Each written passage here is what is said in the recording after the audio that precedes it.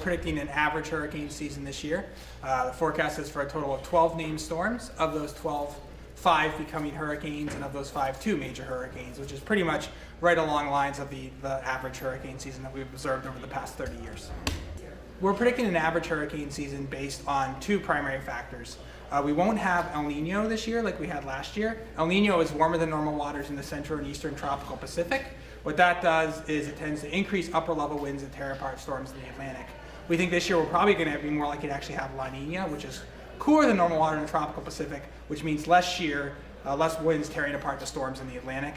However, the Atlantic isn't looking particularly conducive for hurricane formation right now. The far North Atlantic is very cold.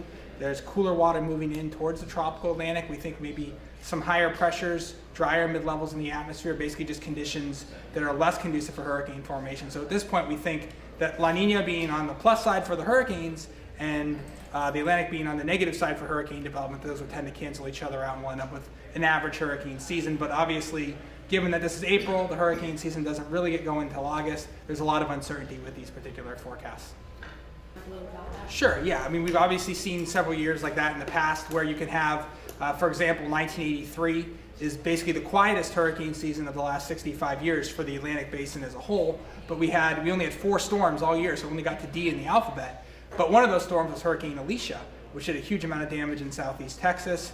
In 1992, Dr. Gray put out his forecast from CSU for 1 major hurricane. It was a perfect forecast. We only had 1 major hurricane, just happened to be Hurricane Andrew.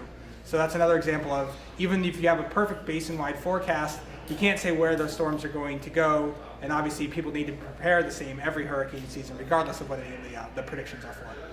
I mean, people need to realize that obviously even storms that maybe aren't even hurricanes can drop extensive amounts of rain, and they don't even have to be even directly related to the tropical cyclone. You can get heavy rain from things like Hurricane Patricia that came out of the eastern Pacific, and its remnants can interact with like mid-latitude systems and cause heavy rain. Likewise, we saw that with last year with Tropical Storm Bill as well.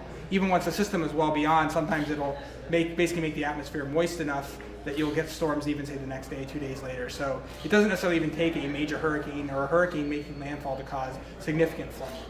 So basically, vertical shear is basically the change in wind direction with height in the atmosphere. So you have, say, in the Atlantic, you have winds at low levels that blow out of the east, winds at upper levels blow out of the west. So basically what that does, it basically tilts the hurricane circulation. It disrupts the vortex, so you're not able to get the pressure drop that you need to really get these storms to intensify.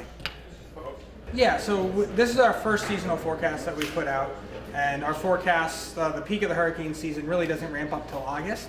So we're still 4 months prior to really the peak months of the hurricane season. So there's a lot that can change with the atmosphere and with the ocean setup between now and the peak of the season. So while we put out these forecasts as kind of the first initial ideas as to what the season is going to be, as you get closer to the peak of the season, the forecasts show more skill because there's less that can change.